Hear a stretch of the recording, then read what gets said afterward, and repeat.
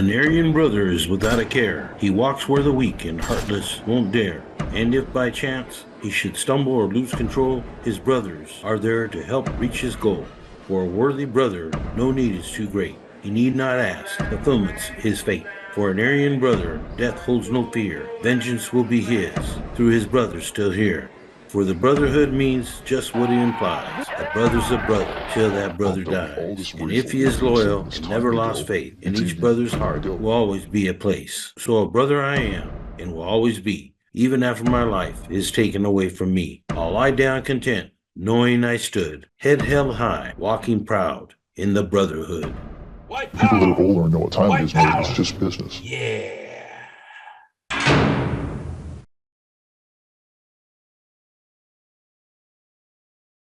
Greetings and welcome back. It's your host, Gabe Morales. We've been covering Aryan Brotherhood members over the past 6 decades or so. Today, we're going to start off with the G last names, as in groovy. Yes, I am a product of the 1960s and 70s, so I learned a lot of words like groovy, far out, funky, etc. My mom was kind of the hippie type, and my dad was kind of like a Cheech Marine. So what can I say? So let's get into it. I'll start off with the individual that I talked about under the C episodes when he worked with a old-time convict named Victor Carafa, escaping from Sacramento County deputies. And that was Jack Gallant. I believe he was living in Massachusetts in the 1950s and early 60s. He was living in LA in the 1960s. I showed that he was active with the AB in the 1970s under B number 16699. I show he was incarcerated in the CDC in the mid-70s, but was released in August of 1977. He then returned in 1982 with C number 43673.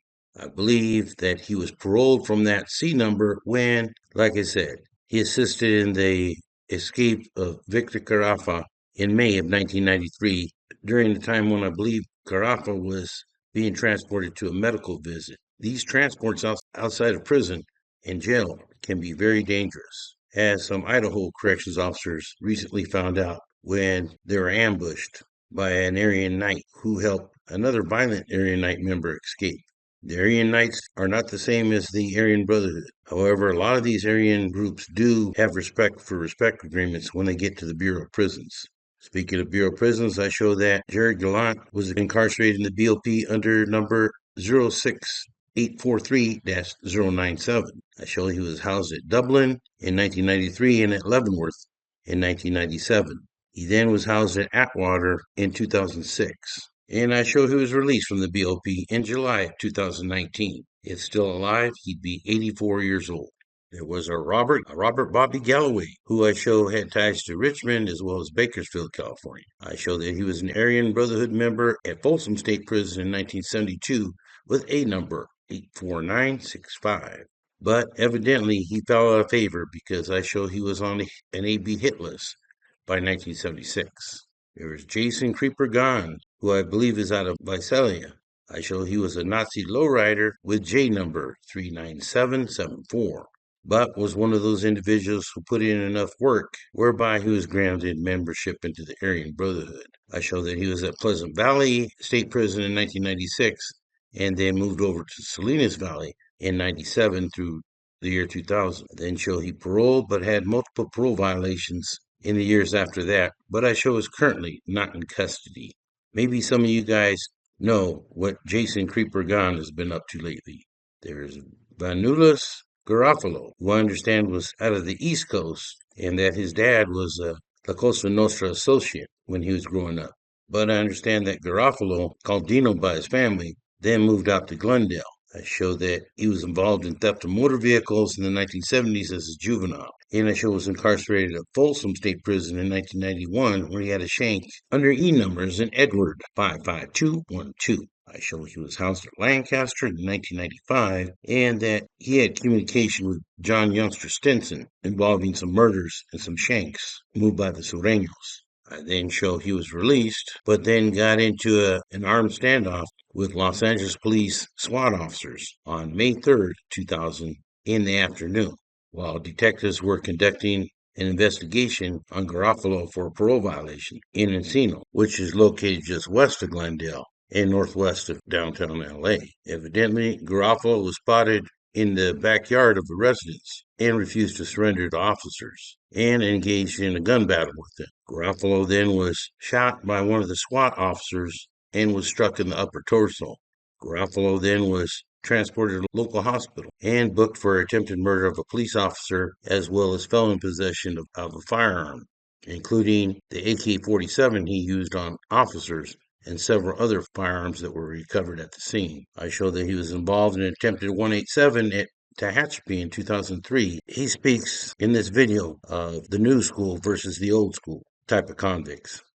When I was out there, I would steal cars, joyride, whatever you want to call it.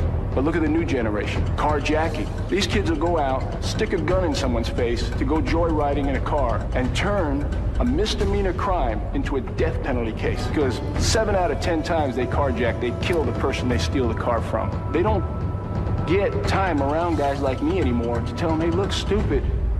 You don't want to sit on death row for a crime you could have got out of jail in 24 hours on. When my dad was a small-time mafioso back east, he used to say there's thugs and there are gangsters. Thugs come and go. Gangsters are about making money and respect. And if you're going to be a gangster in this life, there's 2 things you got to know. You don't kill cops and you don't kill innocent women and children. And if you live that way, most cops will let you make a dime.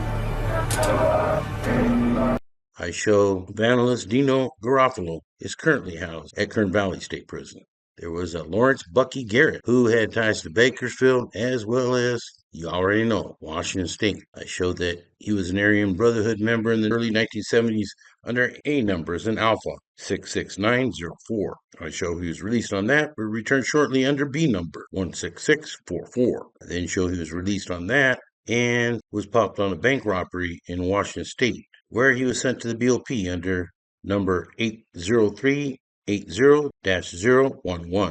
I showed that he was housed at Leavenworth in 1983, where quite a few Aryan Brotherhood members were housed, and then released. I show he came back, though, on some robberies in 1997, and it looks like also did some time in California under K number 45123. In addition to that, I show he did some Washington DOC time on number 287402 for any of you that track that kind of stuff. I'm pretty sure Washington State investigators, as well as California gang investigators, listen to this channel.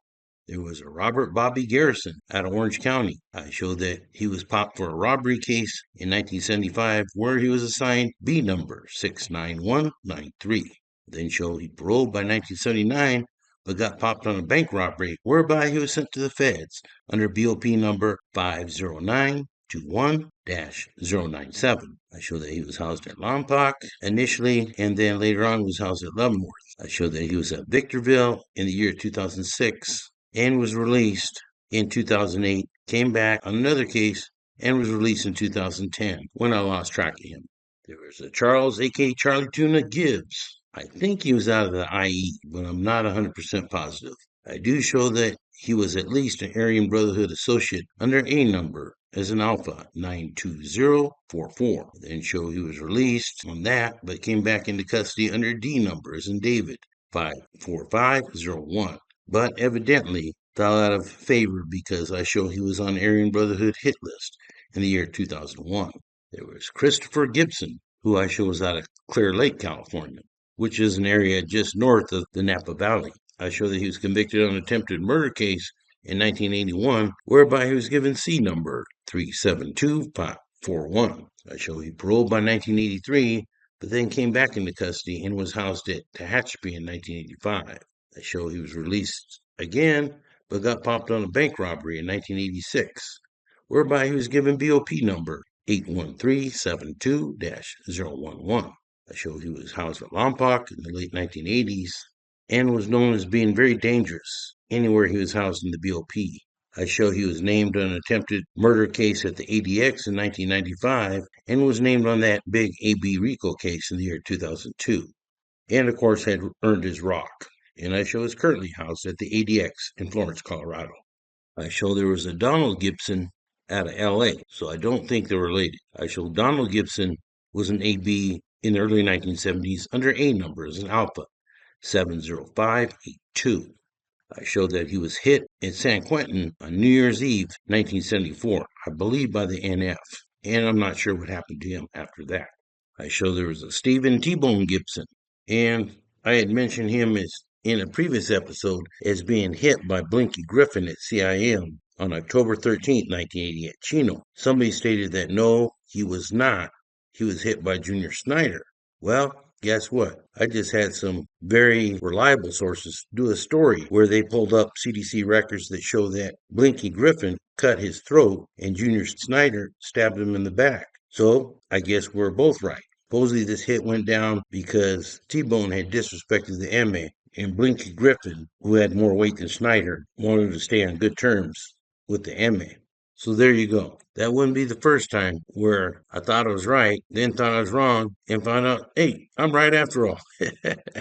Nobody's perfect. So I do appreciate you guys' feedback. Keep me on my toes on this stuff because I do make mistakes sometimes. There was a John Zeke Gittner, who I showed was out of LA in the mid 1950s, but later on had activity in Sacramento, California, when he got popped on a dope case. I also show that he was popped on a robbery beef in 1957. I show he was an Aryan Brotherhood member in the early 70s under A number as an Alpha 44130, but had parole by 1977. There was Todd Stomper Givens, who was out of Visalia. If you look at my previous Nazi Lowrider video, I covered Givens quite a bit. I don't have time enough in this video to get into that much detail. However, I will tell you that he got popped on a robbery case in 1992, whereby he was assigned H number 58216. He then got out but had multiple parole violations in the late 90s through the year 2000, when he was popped on that double homicide case I talked about in the year 2001. He ended up being convicted of that and sent to San Quentin's death row, where he sat for many years and was very active. In July 2020, he ended up trying to stab a corrections officer in the neck with an inmate manufactured weapon that was fashioned from 2 razor blades and a sharpened broken shard of nail clippers. The officer was slashed by the blade when he grabbed the weapon with his left hand, according to CDC sources, and had to get 5 stitches. Givens was rehoused in the adjustment center while officers investigated the attack. Then there was Phil Mark Buzzard Glass from San Bernardino. He was a very active AB member for many years, going back to the 1970s, when he had an N number and was sent to CRC in Norco in 1975. I show he was released in 1976, but returned to Norco in 1977. I show he was paroled in 1978, but then committed multiple robberies and was convicted of those, as well as felon in possession of a firearm in 1981, where he's given C number 38781. Understand that Buzzard Glass was convicted of attempted homicide in CDC custody in the year 2003. Glass was indicted on that big 2001 RICO case.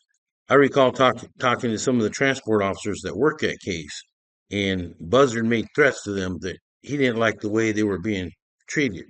And I understand that he and some of the other ABs were actually cutting metal out of the transport van to make weapons, and told the officers if they didn't treat them right, then they're going to start acting like ABs. But as you can see in this picture here, all those prison years was not very kind to Glass, and he died in August of 2012 in custody in the BOP. And so, I hate to tell you, but I'll have to stop right there. We still have a lot of G last names to cover. I hope you enjoyed what you've seen and that you have a great day. For now, this is Gabe Morales signing off for Gangsters, Cops, and Politicians. An Aryan brother is without a care. He walks where the weak and heartless won't dare. And if by chance he should stumble or lose control, his brothers are there to help reach his goal. For a worthy brother, no need is too great. He need not ask, fulfillment's his fate. For an Aryan brother, death holds no fear. Vengeance will be his, through his brothers still here.